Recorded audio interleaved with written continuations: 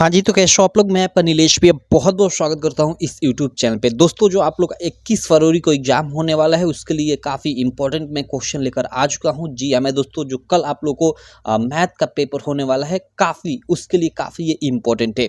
देखो, इसको चलो मैं पूरा का पूरा सॉल्व करा देता हूँ और बाकी कहूँगा यार, अगर चैनल को अभी तक आप सब्सक्राइब नहीं किए हो तो चैनल को सब्सक्राइब कर लेना और बेल आइकन को भी दबा लेना, जिससे मेरी सारी वीडियो की नोटिफिकेशन आपको मिलती रहे। और साथ ही इस वीडियो को अपने दोस्तों में भी शेयर कर देना। और आपको एक मैं और काम देता हूँ यार, देखो आप लोग जानते हो कि यार, अगर मैथ आप शुरू से नहीं पढ़े हो तो आपको दिक्कत होगी। आप में से काफ़ी सारे लड़के, क्योंकि कमेंट में देख रहा हूँ ना, पढ़ रहा हूँ, कह रहे हैं कि भैया बस मैं पास हो जाऊँ, ये हो जाऊँ, वो हो जाऊँ।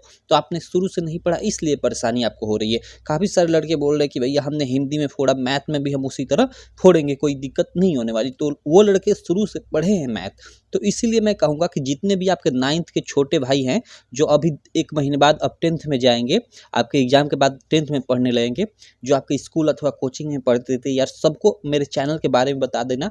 एकदम मैं आपका एग्जाम खत्म होगा तो 10 मार्च से, जी हाँ मेरे दोस्त, 10 मार्च से नया बैच स्टार्ट करूंगा और एकदम अच्छे से चैप्टर वाइज सारी चीज़ें, मैथ तो एकदम चैप्टर वाइज अच्छे से पढ़ाऊंगा। मैंने काफ़ी मतलब एकदम बेस्ट नोट्स बना रखा है, तो नोट्स के माध्यम से उन सबको पढ़ाऊंगा। और तो उन सबको बता दीजिएगा, कह दीजिएगा कि इस चैनल को आप लोग फॉलो कर सकते हो अपने स्टडी के लिए। क्लियर है? और सेकंड चीज़, आप ये नंबर लिख लो, जब आप कल 21 को पेपर देकर आना तो इस नंबर पे ये पेपर जो मैथ का होगा उसको शेयर कर देना। देखो 85 गलत मत लिखना, 85 42, देखो 85 42 86 86 64 46, ये नंबर आप गलत मत लिखना, क्योंकि काफ़ी सारे लड़के हिंदी की वीडियो में मैंने दिया था तो गलत लिख दिए थे और किसी दूसरे व्यक्ति पे मैसेज कर रहे थे। तो 85 42 86 64 46 8542 866 446, ठीक है, इसको लिख लो 85 42 86 64 46। अब चलो हम लोग इस क्वेश्चन को सॉल्व करते हैं। आप सब लोग जानते हो कि आपको जो हर सब्जेक्ट में 20 मार्क का ऑब्जेक्टिव है शुरू में, उसमें से ऑब्जेक्टिव को करने के लिए 20 मार्क का आपको 1 घंटे का टाइम निर्धारित है और जो सब्जेक्टिव प्रश्न है उनको सॉल्व करने का 2 घंटे टाइम निर्धारित है। तो चूंकि ये मैथ सब्जेक्ट है, हिंदी में तो भाई जो ऑब्जेक्टिव था, सारे लड़कों ने लगभग 20 ऑब्जेक्टिव को मैक्सिमम 30 मिनट में तो सब कर लिए होंगे, लेकिन मैथ में आपको 20 ऑब्जेक्टिव करने में 1 घंटे तो लग ही जाएगा। अगर आप मतलब कमज़ोर हो, अगर अच्छे हो पढ़ने में एकदम, तो आप 30 से 40 मिनट में उसको भी कर सकते हो। तो चलो इनको हम लोग करते हैं सॉल्व। जैसे फर्स्ट प्रश्न है खंड अ के अंतर्गत 20 मार्क का जो ऑब्जेक्टिव, उसमें पहला प्रश्न आप स्क्रीन पे देख सकते हो कि यदि 65 और 117 के एचसीएफ को, ओके, जो 65 और 117 है उसके एचसीएफ को 65 m माइनस 117 के रूप में व्यक्त किया जाए तो m का मान होगा। चलो मस्त क्वेश्चन है, क्वेश्चन को समझो पहले कि 65 और 117 का जो एचसीएफ है उसको इस रूप में व्यक्त मतलब किया जाए तो हमें m का मान पूछ रहा है। देखो, जैसे मैं कहूँ कि 5 और 3 के योग को, 5 और 3 के योग को हम x प्लस 2 के मतलब रूप में हम क्या कर दें कि चेंज कर दें तो x का मान होगा। तो सिंपल हम जानते हैं कि 5 3 मिलकर 8 होता है और इसको हमने 5 और 3 के योग को यानी 8 को हमने x प्लस 2 के रूप में लिख दिया है, तो x का मान पूछ रहा है। तो हम इसमें से 2 को घटाएंगे तो कैसे, मतलब ये x प्लस 2 किसके बराबर होगा, इस 8 के बराबर होगा योग के। तो यहाँ से x पर 8 माइनस 2 यानी 6 हो जाएगा। तो उसी प्रकार हम लोग क्या करेंगे कि इसका जो HCF है इसके बराबर होगा, तो इसका HCF निकाल कर इसके बराबर कर देंगे। तो इसका HCF क्या होगा, इस पर मैं बताता हूँ, पेपर ये गंदा हो रहा है काफ़ी लिखने पे। देखो 65 और 117 का HCF, ये देखो हम लोग का 13 पचे 65 ना, तो 5 उड़े 13। अब देखो यहाँ ये 13 नवा हम लोग का 117 होता है, तो तितली का 9 और गुड़े 13। यहाँ देखो अगर हम HCF देखें तो HCF जो दोनों में कॉमन हो, तो देखो यहाँ 13 13 कॉमन है, यानी 13 हम लोग का HCF हो गया। क्लियर? तो जो ये 13 है इसको 65 m माइनस 117 के रूप में व्यक्त किया गया है, तो हमें m का मान पूछ रहा है ना, तो चलो इसको हम लोग देख लेते हैं।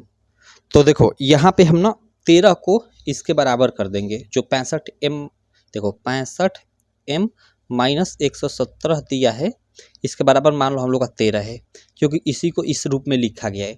तो इस m का मान पूछ रहा है, तो हम लोग इसको सॉल्व करते हैं और सॉल्व कर कर m का मान ज्ञात कर लेते हैं, सिंपल। तो अब हम लोग क्या करेंगे कि हम लोग का ये 65 m है, तो 65 m बराबर हम लोग का 13 और ये उधर जाएगा तो प्लस 117 हो जाएगा।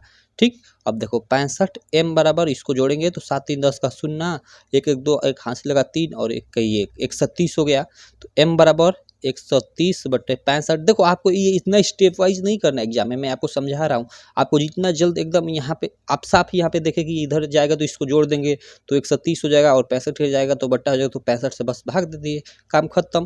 तो यहाँ से 65 से भाग दोगे तो कितना हो जाएगा, 2 बार जाएगा ना, 6 दूना का 12, 120, हाँ 2 बार, तो ये कट गया। तो m का मान फाइनली 2 आ गया। आपको इतना ये स्टेप वाइज नहीं करना है, मैं आपको समझा रहा हूँ। आप जितना जल्दी, आप मैक्सिमम 2 मिनट टाइम लेना, 2 मिनट से ज़्यादा टाइम मत लेना, क्लियर, एक क्वेश्चन पे ऑब्जेक्टिव पे।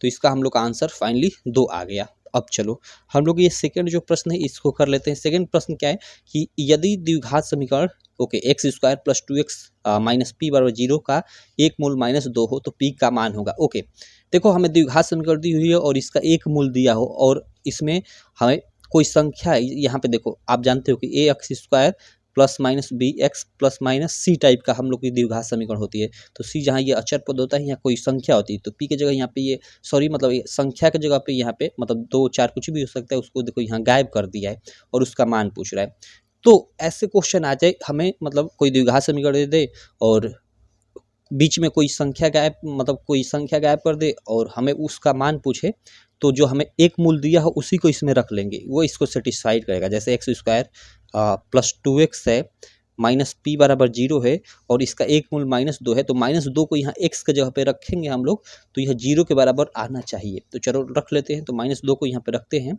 तो -2 का स्क्वायर + 2 गुणे -2 और ये -p है तो -p और बराबर 0। तो यहाँ से हम लोग जब इसको सॉल्व करेंगे p का, तो हम लोग का मान ज्ञात हो जाएगा। तो ये 2 दूना का 4 + 4 हो गया, और ये देखो प्लस और -2 हम लोग का -4 हो जाएगा, और ये -p = 0। तो ये तो हम लोग का कट गया, इसका मतलब हम लोग का p = 0 प्राप्त हो गया। p का मान हम लोग का 0 होगा यहाँ पे, ये हम लोग का राइट ऑप्शन हो जाएगा। क्लियर। चलो इधर हम लोग आ जाते हैं दूसरे के बाद तीसरे नंबर प्रश्न पे।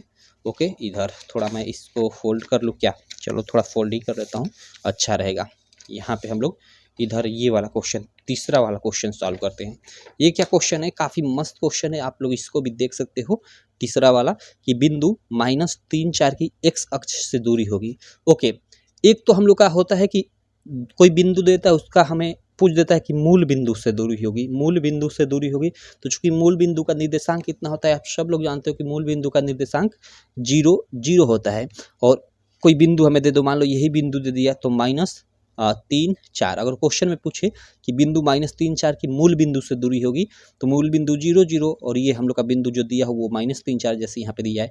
तो ये दूरी फार्मूले से इसके बीच का हम लोग मतलब दूरी ज्ञात कर लेते हैं। लेकिन यहाँ कह रहा है कि इसकी x अक्ष से दूरी होगी। तो देखो आप लोग, जैसे आप लोग देखते हो ना, ये हम लोग का क्या होता है, ये x अक्ष, ये हम लोग का y एक्सिस।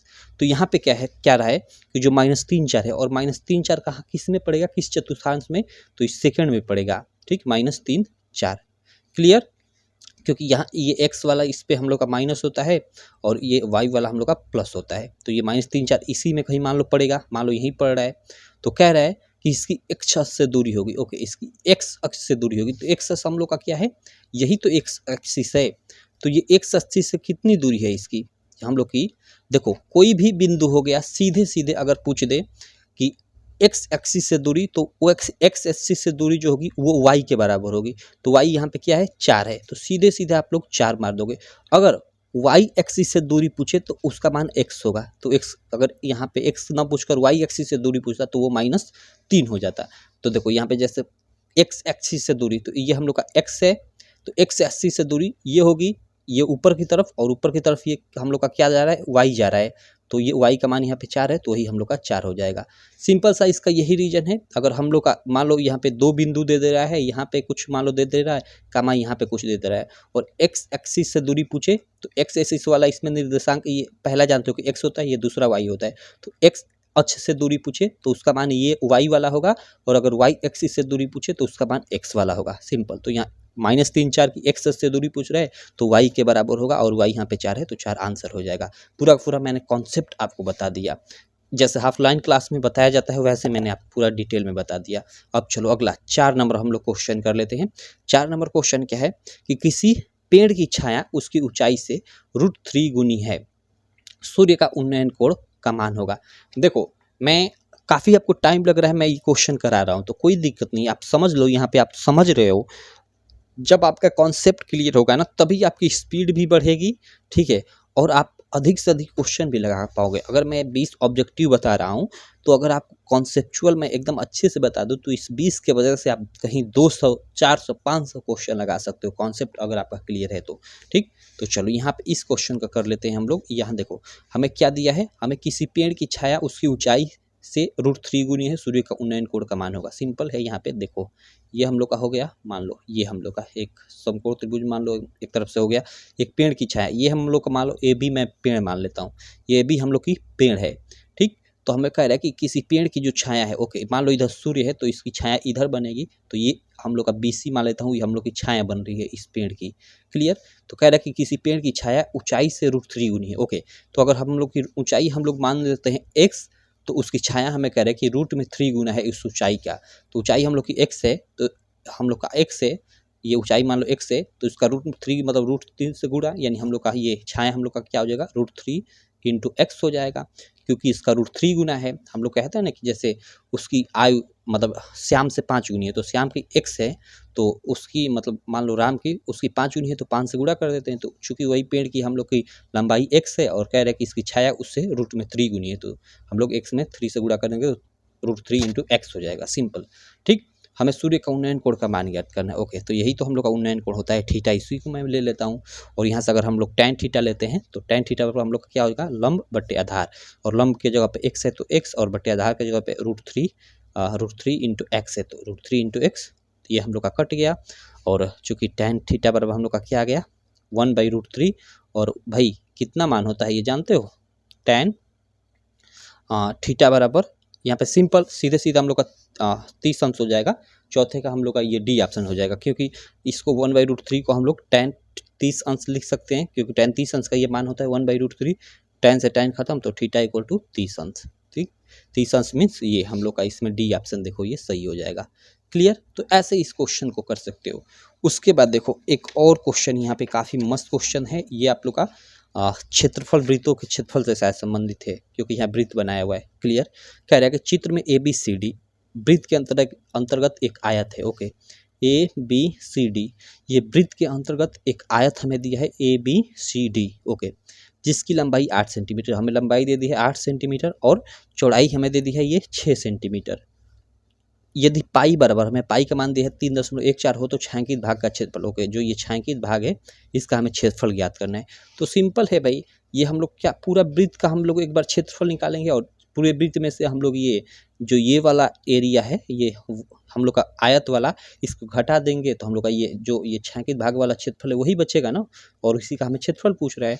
तो यहाँ से छायांकित भाग का क्षेत्रफल देखो, छायांकित भाग का क्षेत्रफल बराबर हम लोग का क्या हो जाएगा, वृत्त का क्षेत्रफल, वृत्त का क्षेत्रफल माइनस आयत का क्षेत्रफल। सिंपल, और वृत्त का क्षेत्रफल हम लोग का होता है πr² माइनस आयत का क्षेत्रफल आप जानते हो, आयत का हम लोग का क्षेत्रफल क्या होता है 2 गुणे, ठीक है, हम लोग का परिमाप तो होता है 2 गुणे लंबाई धन चौड़ाई, और हम लोग का इसका क्षेत्रफल क्या होता है कि लंबाई गुणे चौड़ाई, तो लंबाई गुणे चौड़ाई हो जाएगा आयत का क्षेत्रफल। अब देखो πr², तो πr², पाई का मान जो कि हमें यहाँ पे देखो 3.14 बोला है, तो 3.14 रख लेंगे, और गुणे r², r क्या है भाई, वृत्त की हमें त्रिज्या, वृत्त की त्रिज्या हमें ज्ञात करनी है। तो देखो वृत्त की त्रिज्या क्या होगी, इस पे हमें ज़्यादा ध्यान देना है। देखो यहाँ पे थोड़ा सा आपको दिमाग लगाने की जरूरत है, क्योंकि यहाँ पे आर हमें त्रिज्या वृत्त की ज्ञात करनी है, और वृत्त की त्रिज्या क्या होगी, मान लो ये बीच में केंद्र है यहीं पे, तो ये त्रिज्या हम लोग की हो सकती है, या ये त्रिज्या हम लोग की हो सकती है, यही तो होगी त्रिज्या, ये होगी या ये होगी, मतलब यहाँ से जो सीधे हम लोग की परिधि पे जा रही है। तो अगर हम लोग यहाँ पे देखो एक छोटा सा हम लोग यहाँ पे बात ध्यान दें तो हम लोग की त्रिज्या ज्ञात हो जाएगी। ये हम लोग का पूरा का पूरा ये बीच में हम लोग का क्या है, आयत है, तो यहाँ से हम लोग आयत का विकर्ण देखिए ये वाला, तो ये हम लोग का क्या हो जाएगा, पूरा पूरा हम लोग का एक तरह से वृत्त का हम लोग का व्यास हो जाएगा, और यहाँ से यहाँ तक की अगर ये केंद्र O है तो यहाँ से यहाँ तक की त्रिज्या हो जाएगी। क्लियर, तो यहाँ से यहाँ तक ये त्रिज्या होगी, और चलो त्रिज्या को हम लोग छोड़ते हैं, ये पूरा हम लोग इसी को ले लेते हैं ये वाला, तो ये हम लोग का क्या हो जाएगा, एक समकोण त्रिभुज हो जाएगा ये वाला। अगर मैं ले लेता हूँ, देखो ये वाला हम लोग यहाँ पे ये वाला ले लेते हैं, ये वाला हम लोग एरिया, तो ये समकोण त्रिभुज हो जाएगा। इसमें मान लो यहाँ पे हम लोग का ये बिंदु है यहाँ पे, तो इसका आधा हम लोग का कर्ण का आधा क्या हो जाएगा, वो हम लोग का कर्ण का आधा यहाँ पे ये हम लोग की त्रिज्या हो जाएगा और पूरा हम लोग का व्यास हो जाएगा। तो यहाँ पे देखो ये हम लोग की लंबाई दे रखा है नीचे 8 और ये हम लोग का क्या है, ये चौड़ाई है, ये वाला चौड़ाई है और चौड़ाई हम लोग का 6 दे रखा है। तो हम लोग का कर्ण का मान क्या हो जाएगा, कर्ण बराबर वो हो जाएगा अंडर रूट में, आप सब लोग जानते हो कि लंब का स्क्वायर, तो लंब 6 का 36 प्लस आधार का स्क्वायर 64, 36 और 64 जोड़ोगे तो कोष्ट में 100 और 100 बाहर निकालोगे तो 10 हो जाएगा। तो 10 हम लोग का कर्ण होगा, यानी कर्ण ये पूरा होगा। तो कर्ण हम लोग का पूरा पूरा ये क्या होगा, व्यास होगा। तो हम लोग का आधा, त्रिज्या तो आधा होती है, तो आधा हम लोग का 5 हो जाएगा। तो इस प्रकार हमने वृत्त की त्रिज्या भी निकाल ली। तो यहाँ से हम लोग आर स्क्वायर की जगह 5 गुणे 5 रख सकते हैं और माइनस, अब चूंकि आयत का हमें क्षेत्रफल, तो लंबाई गुणे चौड़ाई, तो लंबाई हम लोग की 8 है, गुणे चौड़ाई हम लोग की 6 हो जाएगी। सिंपल। अब इसका हमें गुणा करना है और इसका इसमें गुणा करना है और घटा देना है। तो इसका चलो मैं कैलकुलेटर से गुणा कर लेता हूँ, 1 मिनट। इधर मैं लैपटॉप में गुणा कर लेता हूँ। 3.14 और गुणे 5 गुणे 5। ओके ओके, इसका आप लोग गुणा करोगे ना तो 78.5 आएगा। क्लियर। और माइनस ये तो हम लोग 8 छक 48 हो गया। अब इसको हम लोग घटा देते हैं, 48 को इसमें से हम लोग घटाएंगे सीधे सीधे, तो 30 और 0.5, तो 30.5, ये 30.5 हम लोग का आंसर हो जाएगा। अब देखो यहाँ पे 30.5 क्या, क्वेश्चन नंबर ये हम लोग का 5 है ना, देखो 30.5 वर्ग सेंटीमीटर।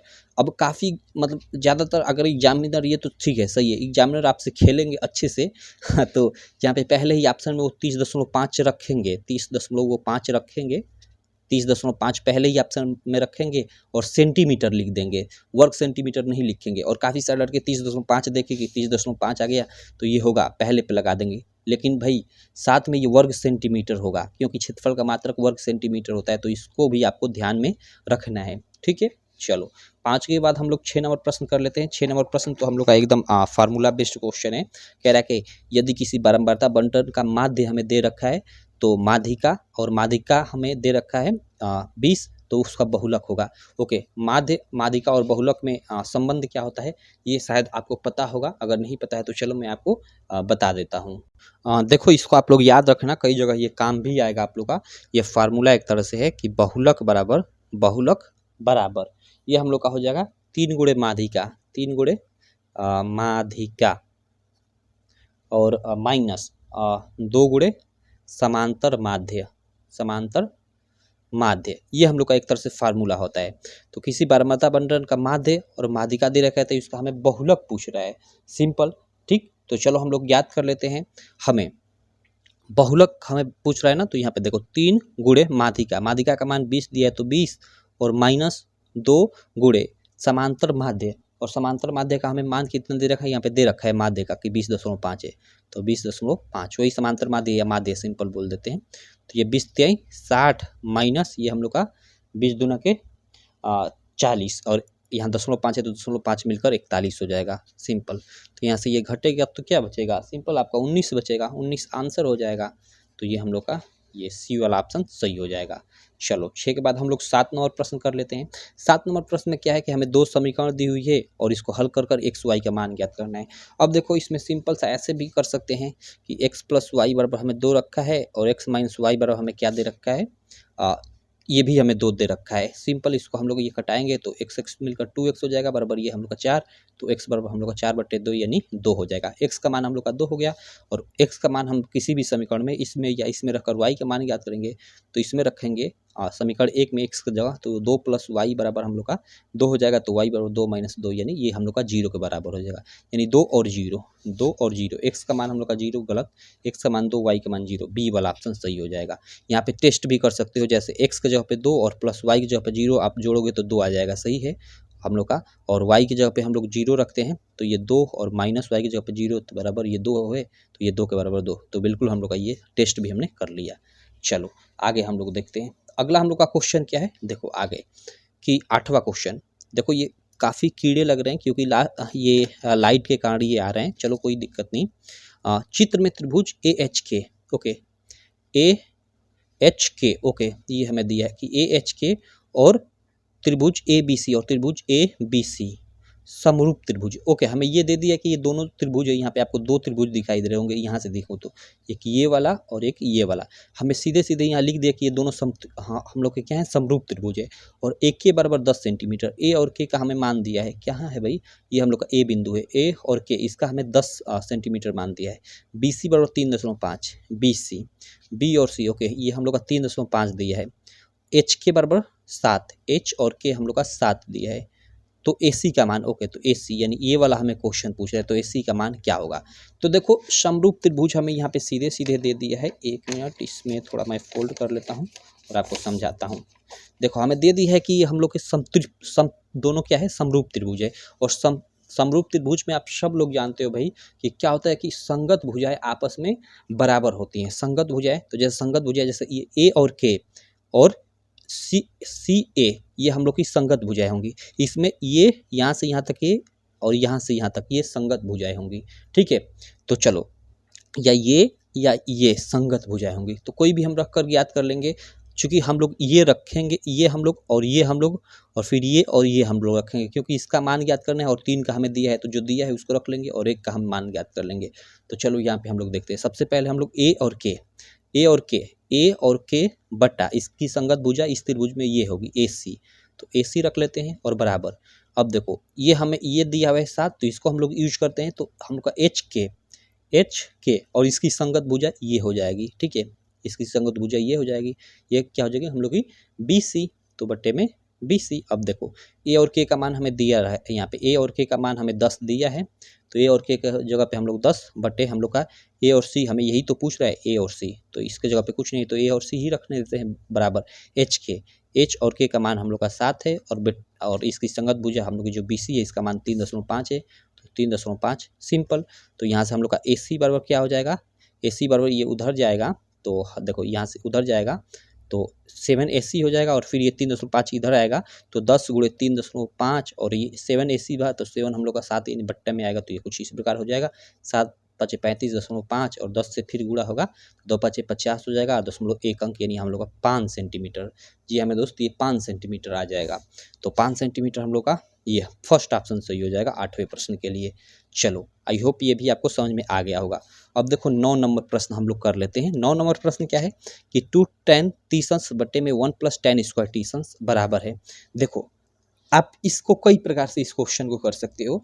2 tan थीटा बट्टे में 1 + tan स्क्वायर थीटा, ये सीधे सीधे फार्मूला होता है sin 2 थीटा का। शायद पता नहीं आप 10वीं कक्षा में पढ़े होगे कि नहीं पढ़े होगे, नहीं तो 11वीं कक्षा में आपको ये पढ़ने को मिलेगा कि 2 tan थीटा बट्टे में 1 + tan square theta sin 2 theta के बराबर होता है।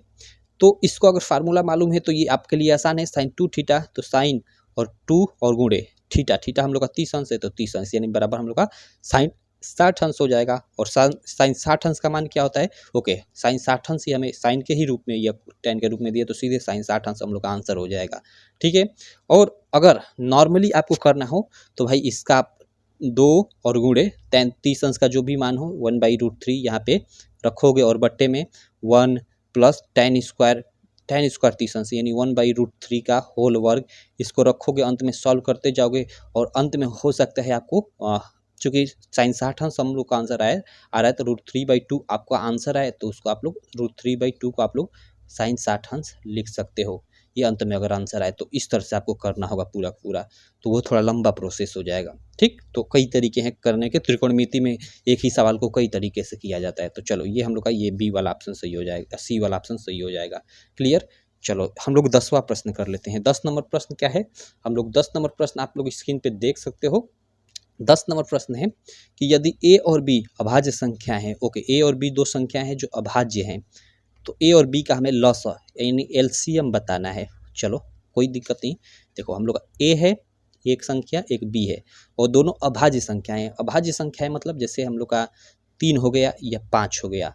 अभाज्य संख्या मतलब जो कि तो एक से कटे और की तो स्वयं से कटे, दूसरी संख्या से न कटे, तो हम लोग की ये अभाज्य संख्या है, तो ये खुद से कटेगी, यानी इसका हम लोग एक तरह से गुणनखंड एक मतलब 1 गुणे a लिख सकते हैं, और b चूंकि ये भी अभाज्य है तो इसका भी हम गुणनखंड 1 गुणे b लिख सकते हैं, क्योंकि 3 का अगर हम लोग गुणनखंड करें कुछ नहीं होगा तो 1 गुणे 3 लिख सकते हैं। 5 को भी हम लोग 1 गुणे 5 लिख सकते हैं। ठीक, क्योंकि ये अभाज्य हैं, तो अभाज्य तो इनका गुणनखंड मतलब केवल एक और एक वो संख्या स्वयं होगी। तो सिंपल, तो यहाँ से हमें एलसीएम हमें ज्ञात करना है। तो एलसीएम बराबर क्या होता है, जो एक जोड़ा बन जाए तो यहाँ एक एक का जोड़ा बन जा रहा है, और गुणे फिर जो जोड़ा ना बने वो सभी, तो यहाँ ए और बी, तो गुणे ए गुणे बी, तो बराबर ए बी हम लोग का क्या हो जाएगा, एलसीएम हो जाएगा। और अगर यहीं पे एचसीएफ की बात करें तो एचसीएफ हम लोग का जो जोड़ा बन रहा है, तो इसमें एक एक का जोड़ा बन रहा है, तो एक एचसीएफ हो जाएगा इसका। तो एलसीएम हम लोग का क्या हो जाएगा, ए बी। यहाँ पे देखो ऑप्शन में हम लोग का ए बी सी वाला ऑप्शन यहाँ पे दिया हुआ है, तो ये ए बी हम लोग का आंसर हो जाएगा। क्लियर है। चलो अब हम लोग इधर आ जाते हैं ये नेक्स्ट क्वेश्चन पे, इसको अब साइड में रखता हूँ। 11 नंबर क्वेश्चन पे हम लोग का लगभग आधे घंटे हो गया, 10 क्वेश्चन को लगाने में हम लोगों ने आधे घंटे टाइम वेस्ट कर दिया है, 30 मिनट। कोई दिक्कत नहीं, देखो मैं आपको टाइम इसलिए लग रहा है कि अच्छे से एकदम एक एक क्वेश्चन समझाते चल रहा हूँ। अगर इसी को आप फिर देखना, आप दोबारा करोगे आपको टाइम नहीं लगेगा, एक क्वेश्चन पे मैक्सिमम 1 मिनट लगेगा। मैं आपको लिखते चल रहा हूँ, समझाते चल रहा हूँ एकदम स्टेप वाइज, इसलिए टाइम लग रहा है। ठीक है। चलो 11 नंबर क्वेश्चन क्या है, 11 नंबर क्वेश्चन है कि मॉडल बनाने वाली मिट्टी से ऊंचाई 24 सेंटीमीटर और आधार त्रिज्या 6 सेंटीमीटर वाला एक शंकु बनाया गया है। बच्चे ने इससे गोले के आकार में बदल दिया, गोले की त्रिज्या है। ओके, मतलब मॉडल बनाने वाली, मान लो मिट्टी है, वही समझ जाओ सिंपल। तो उससे मतलब 24 सेंटीमीटर और आधार त्रिज्या 6 सेंटीमीटर वाला एक शंकु बनाया गया है। ओके, मतलब मान लो एक शंकु बनाया गया है, यहाँ पे कह रहा है कि मिट्टी से, मॉडल बनाने वाली मिट्टी से, ठीक है, जिसका हमें बोल रहा है कि जो ऊंचाई है, यानी ये त्रियक ऊंचाई शंकु में, ये हम लोग की 24 सेंटीमीटर है। क्लियर। और आधार त्रिज्या, ये जो आधार की त्रिज्या है ये कितनी है, 6 सेंटीमीटर। ये शंकु इस टाइप का बनाया गया है। किसी बच्चे ने, मिट्टी से ये बनाया गया है, किसी बच्चे ने बोल रहा है कि इसको मतलब मोड़ मार कर उल्टा सीधा कर कर बेलन टाइप में बदल दिया, बेलन टाइप में बदल दिया। और इस बच्चे ने नहीं, गोले में शंकु बनाया, इस बच्चे ने गोले के आकार में बदल दिया। ओके, इसको एक गोले के आकार में बदल दिया। तो उस गोले की हमें त्रिज्या पूछ रहे कि इस गोले की त्रिज्या क्या होगी। तो यहाँ बताओ, कोई दिक्कत नहीं, इसमें जितनी मिट्टी यूज हुई है इस शंकु को बनाने में, उसको हम किसी तरह मतलब उसको तोड़े ममोड़े, अगर हम लोग उसको बेलन के रूप में बदले या फिर गोले के रूप में बदले, किसी भी रूप में बदले, जितना आयतन यहाँ पे था उतना आयतन इधर भी होगा। क्योंकि ये पेन है, देखो ये पेन, अगर पेन को हम लोग तोड़ देते हैं तो भाई जितनी पेन पहले थी उतनी ही तो पेन बाद में ही रहेगी, भले हम लोगों ने तोड़ दिया, मरोड़ दिया, उससे मतलब नहीं है, इसका आयतन तो वही रहेगा। तो यहाँ पे जो शंकु का आयतन होगा, शंकु का आयतन चूंकि क्या होता है, 1/3 पाई आर स्क्वायर एच, आपने पढ़ा होगा शंकु का आयतन क्या होता है, 1/3। ओके चलो, लाइट आ गई, कोई दिक्कत नहीं। हम लोग के देखो क्या होता है, 1/3 पाई आर स्क्वायर एच, ये शंकु का हम लोग का आयतन होता है। और इसको तोड़ मरोड़ कर हम लोग का बना दिया गया है, यहाँ पे एक गोला बना दिया गया है। तो जो ये शंकु का आयतन होगा, यानी इसमें जितनी मिट्टी यूज हुई है उतनी ही मिट्टी हम लोग को गोले में भी यूज होगी। तो गोले का हम लोग का क्या होता है आयतन, वो होता है 4/3 पाई आर क्यू, आपने पढ़ा होगा। तो ये हम लोग का यहाँ जितना मिट्टी यूज है उसका आयतन, और इधर मिट्टी जितना मतलब यूज होगी, दोनों बराबर होगी, इसलिए मैंने बराबर कर दिया। चलो अब इसी को हम लोग सॉल्व कर लेते हैं। तो पाई पाई कट गया, पाई कट गया। अब देखो यहाँ पे ध्यान देना, हम लोग का आर स्क्वायर है, यहाँ पे एच, और ये 4/3 आर क्यू है। हमें किसका मान ज्ञात करना है, हमें आर का मान ज्ञात करना है। तो यहाँ से ध्यान देना, इसको कैसे हम लोग सॉल्व करेंगे। चलो यार, थोड़ा ये पंखा बंद कर देता हूँ, लाइट आ गई तो काफ़ी तेज़ चल रहा है। चलो कोई दिक्कत नहीं, आई होप आपको आवाज़ अच्छे से सुनाई दे रही होगी। चलो यहाँ पे हम लोग का 1/3 है, तो इसको 1/3 उसी तरह रहने देते हैं। और देखो ये बट्टे में 3 है, यहाँ बट्टे में 3 है, 3 तो अगर इस 3 को इधर लाते हैं तो बट्टे में है तो इधर होगा तो गुणा होगा, तो 3 नीचे और 3 ऊपर, तो हम लोग का ये भी कट जाएगा। ठीक है, उसी तरह मैंने इस पाई को भी काटा, पाई बराबर है और इधर रहेगा तो बट्टा हो जाएगा। तो यहाँ से हम लोग का क्या बचा, हम लोग का ये देखो, हम लोग का केवल बचा आर स्क्वायर एच बराबर हम लोग का ये इधर बचा आर क्यू। ठीक है, यानी हम लोग का आर क्यू बराबर क्या बचा, आर स्क्वायर एच, और ये आर स्क्वायर एच क्या है, ये हम लोग का इधर वाला है, यानी ये हम लोग का क्या है, ये हम लोग का शंकु की त्रिज्या, और शंकु की त्रिज्या हमें दे रखा है यहाँ पे 6 सेंटीमीटर आधार की त्रिज्या। तो स्क्वायर है तो 6 × 6, ऐसा नहीं कि आप ये कटा देना, ये गलत हो जाएगा। और गुणे एच, एच हम लोग का क्या है, एच 24 है, एच हम लोग का 24। ठीक, यानी हम लोग का आर क्यू बराबर हम लोग का क्या हो जाएगा, 6 × 6 × 24 हो जाएगा। लेकिन यहाँ पे देखो ये 4 यहाँ पे भी बच रहा है, तो 4 बच रहा है, तो ये 4 इसके साथ रहेगा 4RQ। ठीक है, क्योंकि इसी के साथ है 4RQ। क्लियर, यहाँ पे 4RQ ये होगा, माफ़ करना। चलो क्लियर।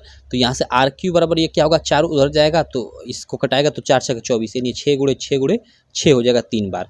ठीक, तो यहाँ से सिंपल 3 बार ये हो गया। तो आर बराबर इसका हम लोग घनमूल निकाल देंगे, इसका घनमूल निकाल देंगे 6 का, तो ये मतलब ट्रिपल जोड़ा बनकर 6 बार आ जाएगा, यानी आर का मान हम लोग का 6 हो जाएगा। तो यहाँ से आर का मान हम लोग का 6 हो गया, यहाँ से हम लोग का आर का मान ये डी वाला ऑप्शन हम लोग का सही हो जाएगा। ठीक, देखो यहाँ मैंने इतना काम जब झंझट किया, आपको इतना करने की जरूरत नहीं है। आप सीधे लिखोगे कि 1/3 पाई आर स्क्वायर, ये चीज शंकु का आयतन ये बराबर होगा गोले के आयतन के, क्योंकि मिट्टी तो दोनों में वही यूज होगी। अब देखो यहाँ से आप देखोगे कि भाई हमें क्या क्या चीज़ें दी हुई हैं, तो ये देखो कि 1/3 और पाई का मान, तो पाई का मान ये बराबर ही होगा दोनों, तो कट गया। आर स्क्वायर, चूँकि आर का मान हमें दे रखा है 6, तो 6 गुणे 6 और गुणे एच आप लोग 24 कर लोगे, क्योंकि हमें 24 दे रखा है शंकु का, और ये 4/3 है तो 4/3 और आर क्यू है। अब देखो आप कहोगे कि 3 3 कट जाएगा हम लोग का, और 4 छक्का ये 24 हो गया, 6 गुणे 6 यानी 3 बार, और ये धरिए आर क्यू यानी इसका घनमूल, तो घनमूल इसका निकालेंगे तो 6 हो जाएगा सीधे आंसर। तो आप इतने फटाक से तेजी में करोगे, इतना ऐसा नहीं कि आप फैलाकर इतने आप ऐसे करना है, नहीं, आपको कैसे भी आंसर निकालना है, क्योंकि ओएमआर शीट पे आपको ट्रिक करना है। क्लियर, चलो उसके बाद हम लोग 11 के बाद 12 नंबर क्वेश्चन कर लेते हैं। 12 नंबर क्वेश्चन में क्या है, ठीक है, ये भी काफ़ी मस्त क्वेश्चन है, ये आपकी शायद एनसीईआरटी की बुक में सीधे सीधे क्वेश्चन ये दिया हुआ है। ठीक, कि ये यहाँ आकृति में टीपी टीक्यू केंद्र ओ से केंद्र ओ वाले वृत्त पर 2 स्पर्श रेखाएं, ओके, ये टीपी और टी क्यू 2 हम लोग की क्या है, स्पर्श रेखाएं हैं, और इस प्रकार हैं कि P O Q, okay, P O Q हम लोग का ये जो पी ओ क्यू कोण है, यानी ये वाला कोण है, ये हमें दे रखा है कि 110 अंश है। तो पी टी क्यू, ओके, तो ये वाला हमें कोण पूछ रहा है कि इसका मान क्या होगा। तो यहाँ पे हम ध्यान देना इस फिगर पे, देखो हम लोग का ये क्या है, स्पर्श रेखा है, ये हम लोग की स्पर्श रेखा है, ये हम लोग की स्पर्श रेखा है। तो देखो बाहरी किसी बिंदु से अगर हम लोग वृत्त पे स्पर्श रेखा खींचते हैं तो क्या होती है कि अगर ये त्रिज्या से इसको मिला दे तो इस पे ये लंब होती है, ये प्रॉपर्टी है होता है। तो ये 90 अंश हो गया, ये भी हम लोग का 90 अंश हो गया। तो देखो हम लोग के 3 कोण मालूम हो गए, चूँकि ये हम लोग का 4 भुजा हो गई तो एक चतुर्भुज हो गया टी पी ओ क्यू। ठीक है, तो यहाँ पे हमें 3 मालूम है, 90, 110, 90, और इसका हमें नहीं मालूम है और इसी का मालूम करना है। तो सिंपल हमें चारों कोणों का योग 360 अंश होता है, सब लोग जानते हो, और ये हम लोग 3 दिया है तो 3 को जोड़कर इसमें से घटा देंगे तो इस चौथे का मान मालूम चल जाएगा। तो ये 9 9 118 180 हो जाएगा, और 100 ये हम लोग का 10, यानी हम लोग का 290 हो गया। तो 290 हम लोग घटाएंगे तो 0, ये हम लोग का 16 में से 9 गया 7 ना, हाँ 7, और ये हम लोग का ये कर लिया, यानी 70 अंश हो जाएगा। सिंपल, ये हम लोग का ऑप्शन सही हो जाएगा। ठीक, तो क्वेश्चन नंबर 12 भी क्लियर। चलो क्वेश्चन नंबर 13 कर लेते हैं। क्वेश्चन नंबर 13 क्या है कि दिया है HCF हमें दिया है, ओके, हमें HCF 18 दिया है, किसका, 252 और 592 का 18 दिया है, और LCM पूछ रहे हैं हमें, ज्ञात कीजिए LCM इतने का, ओके, मतलब कह रहा है कि 252 और 592 का हमें जो HCF है वो कितना है, 18 है, तो हमें इसका LCM ज्ञात करना है। अब देखो आपने एक फार्मूला पढ़ा होगा, यहाँ पे मैं एक पेज ले लेता हूँ, आपने एक फार्मूला पढ़ा होगा LCM और HCF में, जब LCM और HCF फर्स्ट चैप्टर में ये चीज़ें हैं आप पढ़े होगे, तो उसमें पढ़ा होगा कि हमें पहली 2 संख्याएं दी हुई हो x और y, तो इनमें रिलेशन क्या होता है, इन दोनों संख्याओं और लसम में, तो पहली संख्या गुणे जो दूसरी संख्या होती है वो बराबर होती है, इनके लस यानी वही आप लोग जानते हो LCM, और HCF यानी मौसा के बराबर, इसको HCF बोलते हैं, मौसा के बराबर।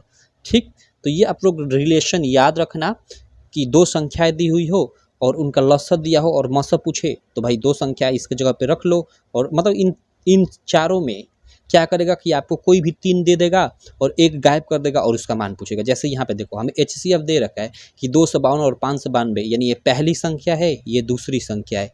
ठीक, तो इसका हमें HCF दे रखा है कि 18 है, तो हमें ये HCF दे रखा है, देखो 3 ठे हमें चीज़ें दे दिया और हमें LCM पूछ रहा है।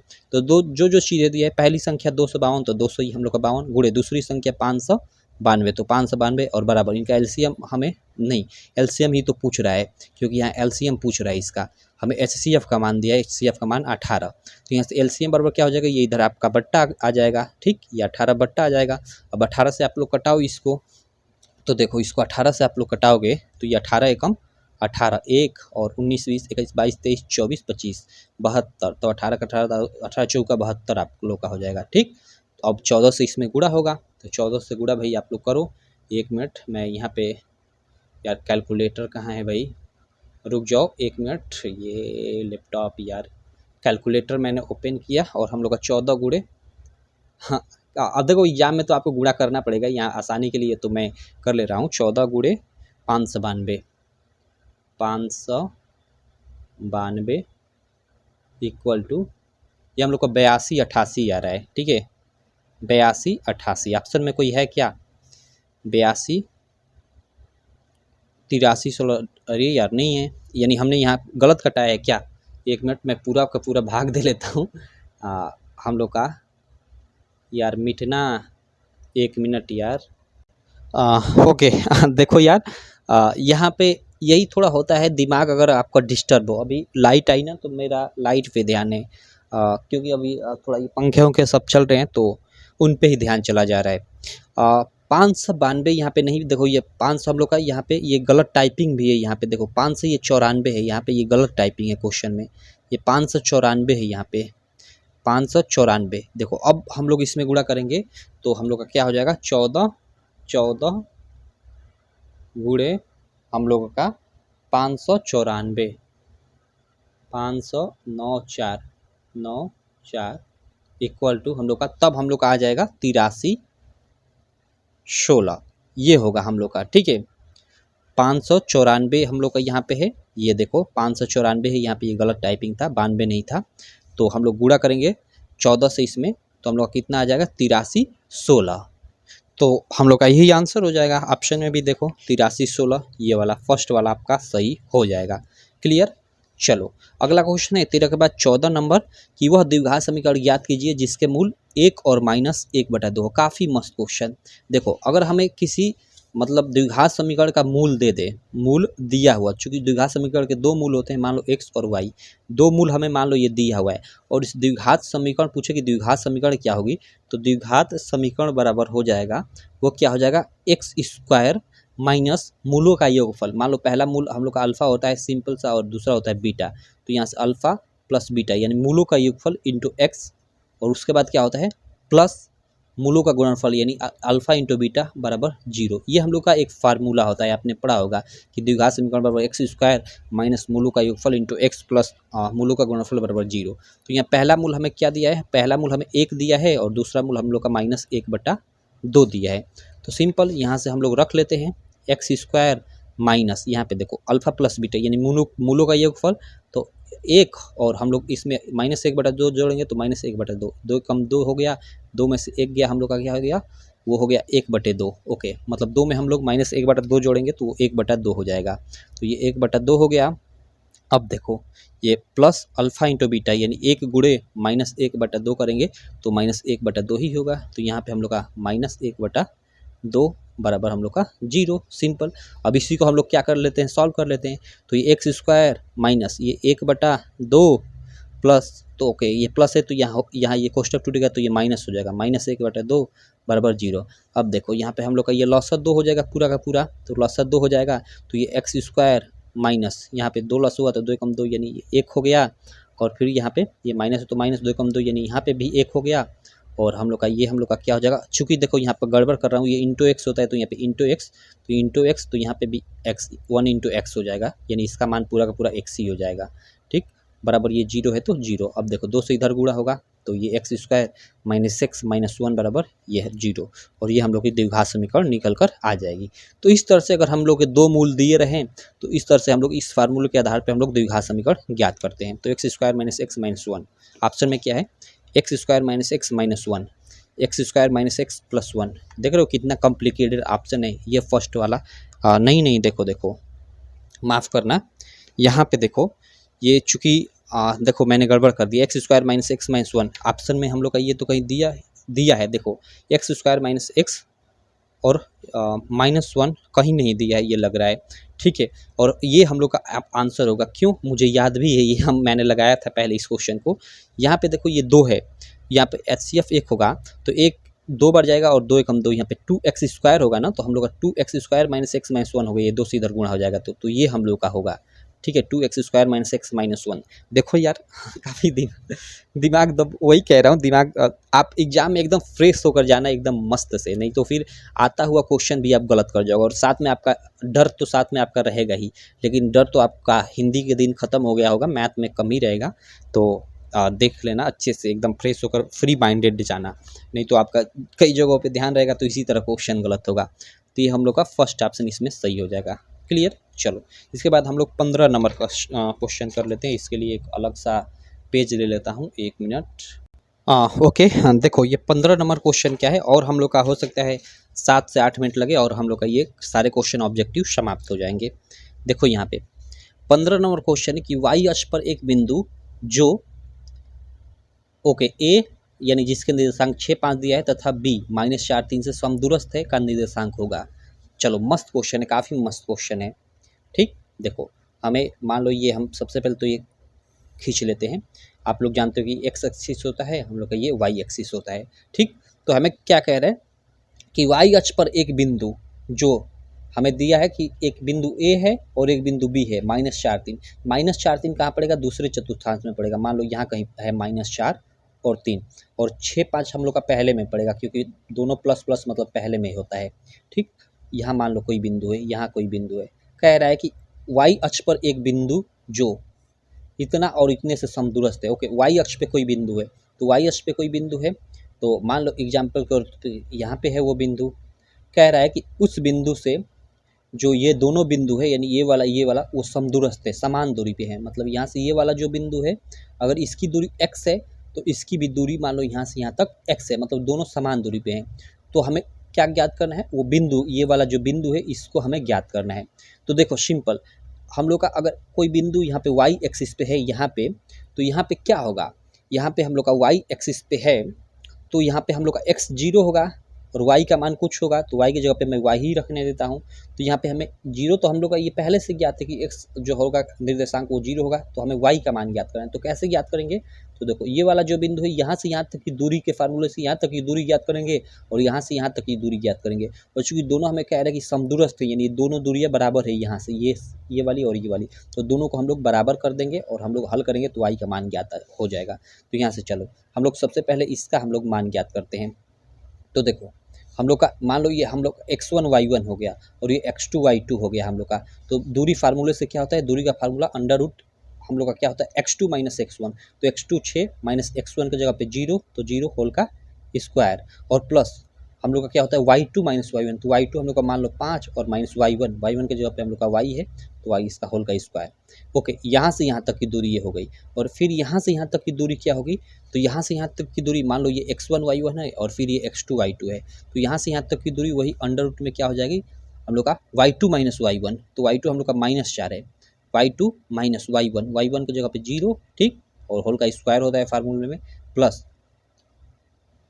सॉरी ये x2 माइनस x1, मैंने y1 बोल दिया क्या, हम लोग का पहले तो यही ना दूरी फार्मूला है, तो यही होता है ना कि x2 माइनस x1 होल का square plus y2 minus y1 whole का स्क्वायर। ठीक, तो यहाँ कुछ ये इस प्रकार हो जाएगा, अगर ये x1 y1 हो और ये x2 y2 हो तो ठीक। और फिर यहाँ पे ये क्या होगा, प्लस y2, तो y2 हम लोग का क्या है, हम लोग का y2 3 है, माइनस y1 हम लोग का यहाँ पे y है, तो y होल का स्क्वायर। और ये दोनों चूंकि समदूरस्थ है, मतलब इस बिंदु से ये वाला दूरी और ये वाला दूरी दोनों बराबर है, तो ये हम लोग का ये वाला फार्मूला किस मतलब यहाँ से यहाँ तक की दूरी को प्रदर्शित कर रहा है, और ये वाला हम लोग का यहाँ से यहाँ तक की दूरी को प्रदर्शित कर रहा है, और दोनों समदूरस्थ है यानी बराबर है दूरी में, तो बराबर हो जाएंगे। अब इसको हम लोग हल करेंगे और हल करके अंत में y का मान ज्ञात कर लेंगे। तो चलो इसको हम लोग हल करते हैं। यहाँ हल करने के लिए रूट हटाने के लिए दोनों तरफ का हम लोग वर्क कर देंगे, इधर का भी वर्क कर देंगे और इधर का भी वर्क कर देंगे, तो कोई फर्क नहीं पड़ेगा समीकरण पे। तो ये हम लोग का 6 माइनस 0, ये स्क्वायर है तो स्क्वायर, प्लस ये 5 माइनस वाई है तो वाई का यहाँ पे ये स्क्वायर है तो स्क्वायर बराबर, ये देखो -4 माइनस 0 होल का square plus 3 minus y whole का स्क्वायर। ये हम लोग का रूट हट गया। अब देखो यहाँ पे 6 में 0 गया तो 0 और 6 का 36, प्लस 5 में से हम लोग का वाई गया, कुछ नहीं भाई, ये तो हम लोग का a माइनस बी के फार्मूले से इसको तोड़ना पड़ेगा, a माइनस बी होल का स्क्वायर, तो a square 25 a square plus B square, तो हम लोग का ये वाई स्क्वायर और -2ab, तो -2 गुणे a गुणे b, कुछ इस प्रकार हो जाएगा। क्लियर। अब देखो और बराबर फिर इसी तरह इसको भी तोड़ेंगे और देखो आप कर लेना इसको, या कर ही देता हूँ, चलो कोई दिक्कत नहीं, क्योंकि आंसर कैसे आएगा। ये तो हम लोग का चचू का 16 हो जाएगा, और देखो ये प्लस है तो प्लस, और यहाँ पे देख 3 माइनस वाई होल का स्क्वायर है, तो ये ए माइनस बी के फार्मूले पे इसको भी तोड़ेंगे, तो ए का स्क्वायर और प्लस हम लोग का बी का स्क्वायर माइनस 2 गुणे ए हम लोग का 3 है और गुणे बी वाई है, ठीक। इस प्रकार ये टूट जाएगा। क्लियर है आपको। अब चलो यहाँ पे ध्यान दो, इसको हम लोग सबको अब सॉल्व करते हैं। देखो ये 36 है, ये 25 है, हम लोग का जुड़कर कितना हो जाएगा, 36 और 25 हम लोग का जुड़ेगा तो 6 5 11 का 1 और 3 2 5 1 6 61 हो जाएगा, और प्लस ये वाई स्क्वायर तो वाई स्क्वायर और माइनस 5 दूना का 10 वाई, ये 10 वाई हो जाएगा। क्लियर है, कोई दिक्कत नहीं। अब चलो बराबर ये हम लोग का आगे इधर आते हैं, इधर हम लोग का ये क्या हो जाएगा, इधर ध्यान देना। देखो यहाँ पे हमने गड़बड़ किया है, वही मैं कह रहा हूँ कि ये वाई स्क्वायर आ रहा है तो इसको कटना चाहिए, तो यहाँ पे भी वाई स्क्वायर होना चाहिए, और बिल्कुल देखो ए स्क्वायर यानी तितली का 9 और प्लस बी स्क्वायर, तो बी स्क्वायर यानी वाई है तो वाई का यहाँ पे स्क्वायर होगा। यही होता है चीज़ें, देखो छोटी छोटी मिस्टेक इसी को मैथ में ध्यान रखना होता है, मैथ में ज़्यादा यही तो कैलकुलेशन में ही मिस्टेक होता है। अब यहाँ पे हम लोग ऑफलाइन क्लास में पढ़ाते हैं तो लड़के बोल देते हैं कि भैया मतलब भैया या सर जी यहाँ पे वाई स्क्वायर होगा, तो ये गलती तो होती है भाई, चलो कोई दिक्कत नहीं। तो देखो इधर वाई स्क्वायर इधर वाई स्क्वायर, तो इसको इधर लाएंगे या उसको उधर लाएंगे तो एक प्लस है दोनों तरफ, तो एक तरफ आएगा तो माइनस, तो कट जाएगा ये दोनों, ठीक। अब देखो इधर हम लोग का क्या हो जाएगा, 16 और 9, 16 9 हम लोग का जुड़ कर कितना हो जाएगा भाई, 16 9 25 हो जाएगा, 25 और ये 2 गुणे 3 गुणे वाई है, तो माइनस ये 2 3 6 यानी 6 वाई हो जाएगा हम लोग का, सिंपल। अब देखो हम लोग का क्या होगा, हम लोग का ये 61 यहाँ इस ये तो हम लोग का यहाँ पे कटा दिए हैं, तो हम लोग का 61 माइनस 10 वाई बराबर 25 माइनस 6 वाई है, तो 61 माइनस 25 बराबर माइनस 6 वाई, और इधर ये जाएगा तो प्लस 10 वाई हो जाएगा, यानी हम लोग का ये कितना बचेगा 4 वाई, और 4 वाई बराबर ये हम लोग का 61 में से हम लोग का 25 जाएगा तो कितना बचेगा भाई, 61 में से हम लोग का 25 जाएगा तो घटा लो 11 6 5 11 6 हो जाएगा, और ये हम लोग का 5 में से 2 जाएगा तो 3 36 होगा ना, वाई बराबर हम लोग का 36 हो जाएगा। तो या वाई बराबर हम लोग का यहाँ से 4 वाई बराबर 36, तो वाई बराबर 36/4 यानी 4 9 36 यानी 9 हम लोग का आंसर आ जाएगा। क्लियर। तो यहाँ से हम लोग का ये कौथा था यार, ये क्वेश्चन था, ये देखो इसमें भी ये ऑप्शन गलत डाला गया है सब, ठीक। इसका 9 आंसर होगा, क्या होगा 9 आंसर होगा। चलो अब हम लोग 15 के बाद ये 16 नंबर क्वेश्चन कर लेते हैं। 16 नंबर क्वेश्चन क्या है, देखो कि tan 1 degree tan 2 degree tan 3 degree dot dot tan 89 degree का मान होगा। देखो यहाँ पे इस क्वेश्चन को हम लोग देखते हैं, देखो tan 1 अंश इंटू tan 2 अंश इंटू tan 3 अंश डॉट डॉट डॉट tan 89 अंश हमें कह रहा है, इसका हमें सॉल्यूशन करना है। देखो ये तो क्वेश्चन को मैं इतनी बार कर चुका हूँ, ये एयरफोर्स में भी आया हुआ क्वेश्चन है, एयरफोर्स में भी आता है। इसका मान हम लोग का शायद 1 आता है, हाँ 1 ही आता है। क्यों आता है, देखो यहाँ से देखो, और हम लोग का tan 1 tan 2 tan 3 अंश tan 4 अंश tan 5 अंश इसी तरह का tan 89 अंश तक है। तो इसको हम लोग सॉल्व कैसे करते हैं, देखो यहाँ पे चूँकि हम लोग एक सिंपल सा फार्मूला जानते हैं, आप सब लोग जानते भी होंगे, क्या कि tan 90 minus theta equal to cot theta होता है। तो यहाँ से क्या होगा कि देखो हम लोग का 89 बार है, ये 1 2 3 4 5 6 कर 89 बार है। तो हम लोग क्या करेंगे कि जब 1 से और tan 1 अंश tan 2 अंश इसी तरह कर हम लोग 44 तक जाएंगे, और फिर 45 छोड़कर हम लोग उधर 46 47 इधर मतलब 44 संख्याएं होंगी और इधर 44 होंगी, तो हम लोग का 44 दोनों का 88 और बीच में 45 हम लोग का बच जाएगा, यानी ये हम लोग का क्या हो जाएगा, ये हम लोग का ये 89 सॉरी, तो मतलब 44 ये सब मिलकर 89 हो जाएंगे हम लोग के। क्लियर। अब देखो यहाँ पे होगा क्या, मेरी बैटरी यार ये बैटरी बैठ गई, चलो 1 मिनट, इस क्वेश्चन करने के बाद हम लोग चार्ज में लगा देते हैं। तो tan 1 अंश से यहाँ पे tan 1 डिग्री है, तो इसको हम लोग tan 1 डिग्री, ठीक है, और उसके बाद ध्यान देना यहाँ पे देखो ये हम लोग का tan 1 डिग्री है, इसको मैं इसी तरह रहने देता हूँ, और जो हम लोग का लास्ट में 89 है उसको मैं tan 90 माइनस 89 लिख सकता, सॉरी tan 90 माइनस 1 लिख सकता हूँ, तो वो हम लोग का tan 89 आ जाएगा, ठीक।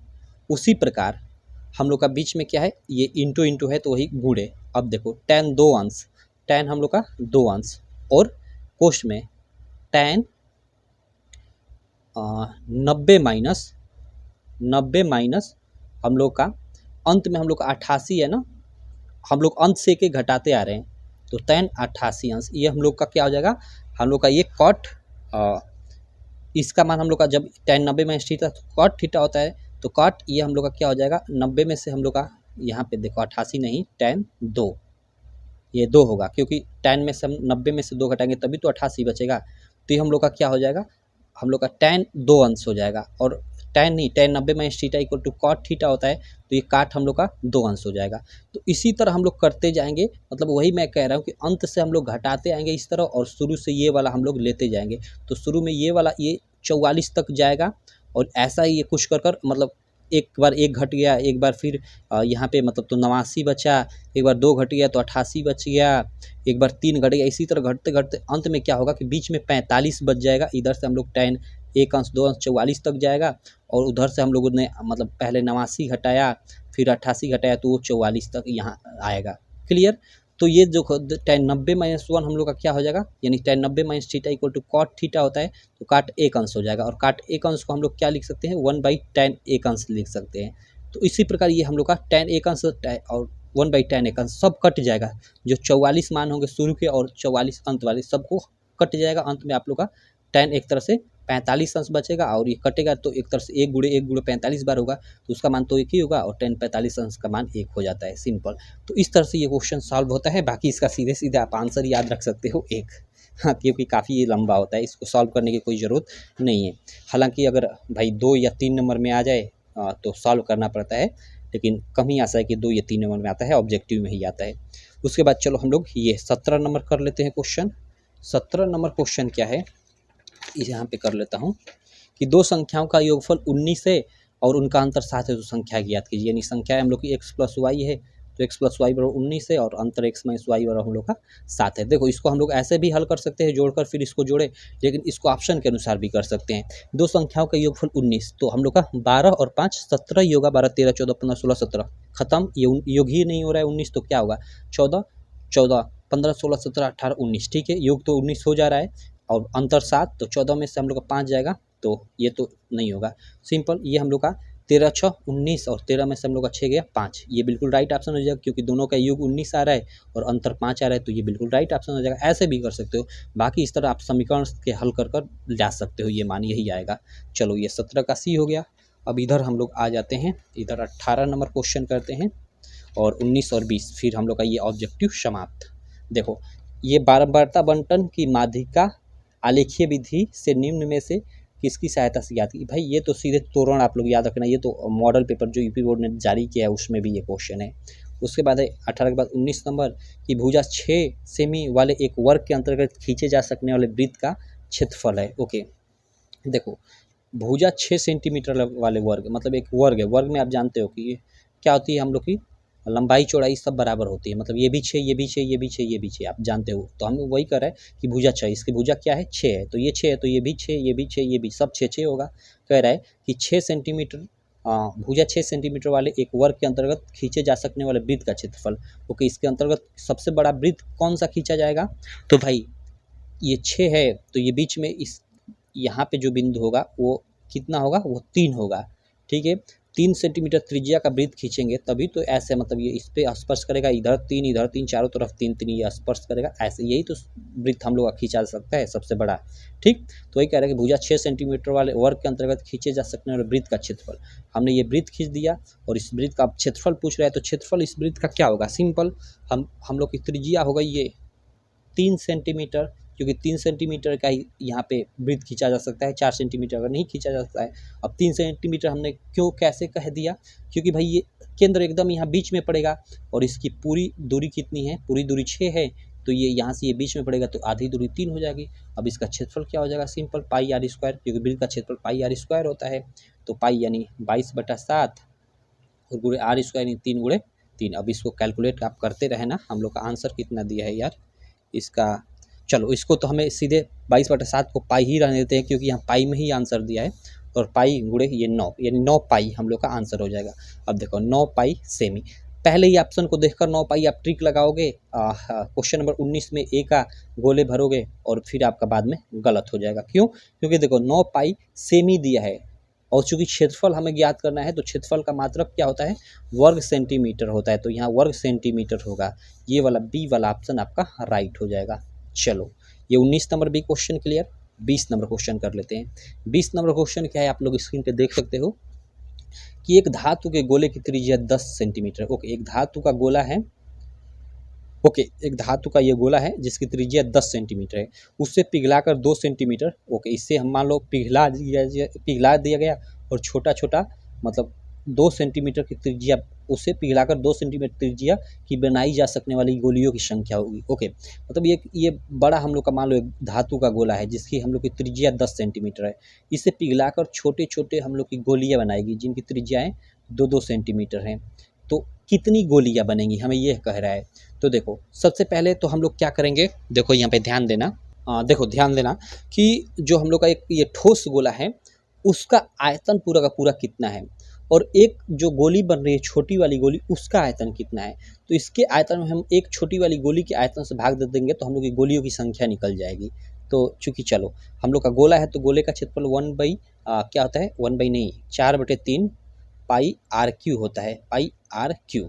ठीक है, मान लेता हूँ कि ये हम लोग का बड़ा, ये जो, चलो इसको कैपिटल आर ले लेता हूँ, कैपिटल आर क्यू, ये बड़ा वाला गोला है उसका हम लोग का आयतन है एक तरह से, और इसी को पिघलाकर छोटी छोटी हम लोग की गोलियां बनाई जा रही हैं। अब कितनी गोलियां बनाई जा रही है यही तो क्वेश्चन पूछ रहा है। तो हम लोग क्या करेंगे कि एक गोली का कितना आयतन है उससे इस आयतन में भाग देंगे तो हम लोग की गोलियों की संख्या निकल जाएगी। तो एक गोली का आयतन क्या हो जाएगा, उसकी त्रिज्या हमें 2 दे रखा है। तो चलो सबसे पहले तो हम लोग का फार्मूला छोटी गोली का वो हम लोग रख लेते 4 पाई आर और इसकी त्रिज्या मान लेता हूँ कि स्मॉल आर है तो आर क्यू, इसका भी वही होगा। तो यहाँ ये तो दोनों में ये चीज़ें समान है तो ये तो कट ही जाएंगी, पाई। अब देखो हम लोग का आर क्यू है यानी 10 × 10 × 10, ये बड़े हम लोग का जो ठोस गोला है उसकी त्रिज्या और बटे में आर क्यू ये छोटे गोले की त्रिज्या। तो ये हम लोग की 2 × 2 × 2, ये 2×5 = 10, 2×5 = 10, 2×5 = 10 यानी 5 3 बार यानी 5 25 25 5 125, यानी गोलियों की संख्या कितनी हो जाएगी, 125 हो जाएगी, 125। ये डी वाला ऑप्शन सही हो जाएगा। तो ये हम लोग का 20 नंबर क्वेश्चन हो गया। तो इस प्रकार हमने 20 ऑब्जेक्टिव किया, लगभग हमको 1 घंटा का टाइम लग गया। कोई दिक्कत नहीं यार, आपको बोर्ड एग्जाम में भी ना 20 ऑब्जेक्टिव को करने का 1 घंटा आपको टाइम दिया जाएगा, लेकिन हमने यहाँ सारी चीज़ें समझते हुए एक एक चीज़ें बिल्कुल डिटेल में, जैसे मतलब हम लोग ऑफलाइन क्लास में पढ़ते हैं वैसे हम लोगों ने डिटेल में पढ़ा, इसलिए इतना हम लोग का टाइम लग गया, नहीं तो इतना टाइम नहीं लगता। और मैं गारंटी देता हूँ आप इसी क्वेश्चन को आप लगाना, 20 क्वेश्चन है ना, इनको आप 30 से 40 मिनट में आसानी से लगा जाओगे। तो आप डरना नहीं, आपको 1 घंटे 20 ऑब्जेक्टिव करने का आपको 1 घंटे टाइम निर्धारित है। तो ऐसा नहीं कि 1 घंटे आप लोगों का टाइम लग रहा है तो वो खराब चीज़ है, मैथ में तो लग ही जाएगा। बाकी देखो यार, काफ़ी लोग बोलेंगे सब्जेक्टिव क्वेश्चन, क्योंकि ऐसा वीडियो है ऑब्जेक्टिव वाला मैं पिछले ही वीडियो में मतलब पिछला वीडियो भी बनाया था। तो देखो सब्जेक्टिव क्वेश्चन मैं लगातार आपको बना रहा हूँ, जैसे सब्जेक्टिव क्वेश्चन में 1 या 2 क्वेश्चन मैं ले रहा हूँ उसको सॉल्व करा रहा हूँ। जैसे आप लोग का नाव वाले से संबंधित, धारा और नाव से संबंधित क्वेश्चन एग्जाम में आना ही आना होता है, तो धारा नाव से संबंधित अभी मैंने एक वीडियो बनाया था। उसके बाद देखो जैसे भिन्नात्मक समीकरण होती है ना, जैसे ये भिन्नात्मक टाइप की समीकरण होती है और उसको क्या होता है कि रैखिक समीकरण युग में बदलकर हल करना होता है, जो 6 मार्क में आता होता है, निश्चित होता है, तो उसका भी मैंने वीडियो बना रखा है। उसके अलावा भाई जो माध्यिका ज्ञात करने का तो वैसा भी मैंने क्वेश्चन सारा का सारा मैंने जैसे एक 2 क्वेश्चन जो इंपॉर्टेंट है उनको लेकर वीडियो बना रखा है, तो आप चैनल पे जाकर विजिट कर देख सकते हो। ठीक, बाकी जो यूपी बोर्ड द्वारा जारी जो मॉडल पेपर है ना, उसको मैंने 1 महीने लगभग पहले ही पूरा का पूरा सॉल्यूशन कर दिया था, तो फिर उसको दोबारा सॉल्यूशन करने का कोई मतलब नहीं है। तो मैंने प्लेलिस्ट बना दी है उसका, काफ़ी सारे लड़कों को नहीं मिला था तो मैंने प्लेलिस्ट बना दिया है। आप जाओगे ना प्लेलिस्ट में तो सबसे ऊपर ही मैथ का प्लेलिस्ट दिख जाएगा, उसमें सारे के सारे मॉडल पेपर का भी मैंने सॉल्यूशन डाल रखा है जो यूपी बोर्ड द्वारा जारी है पूरा का पूरा। और साथ में मैंने मैथ की कॉपी भी लिखना बता चुका हूँ, बोर्ड परीक्षा की कॉपी पर मैंने एकदम सॉल्व किया था सारा का सारा क्वेश्चन, और उस पर मैंने सारी चीज़ें बता रखा है। तो आप जाओ चैनल पर, यार चैनल पे आप जाकर देख सकते हो। आप केवल कमेंट कर देते हो कि ये कर दो वो कर दो, लेकिन जो मैंने चीज़ें कर रखी है उसको आप खुद देखते नहीं हो। ठीक, तो चलो बाकी इस वीडियो को अपने सारे दोस्तों में शेयर कर देना, और 9th के आपके जितने भी स्टूडेंट है भाई इस साल 10th में जो जाने वाले हैं सबको बता देना। और साथ में ये नंबर आप देखो 85 42 86 6446। आप गड़बड़ मत लिखना, 8542866446, ठीक है। ये नंबर है, इस पे आप लोग कल जो आप लोग का पेपर होगा ना उसका PDF बनाकर अच्छे से भेज देना, या फोटो भी भेज रहे हो तो फोटो भी एकदम अच्छे से ऐसे खींचना कि ये मतलब पूरा पेपर आए, ऐसे मतलब ऐसा नहीं कि आधा कट मट जाए। क्लियर? तो चलो, आशा करता हूँ ये मेरी वीडियो काफ़ी आपको अच्छी लगी होगी। वीडियो अच्छी लगी तो यार चैनल को सब्सक्राइब कर देना, वीडियो को लाइक कर देना और अपने सारे दोस्तों में इस वीडियो को शेयर भी कर देना। मैं मिलता हूँ आपसे नेक्स्ट वीडियो में, तब तक के लिए थैंक यू।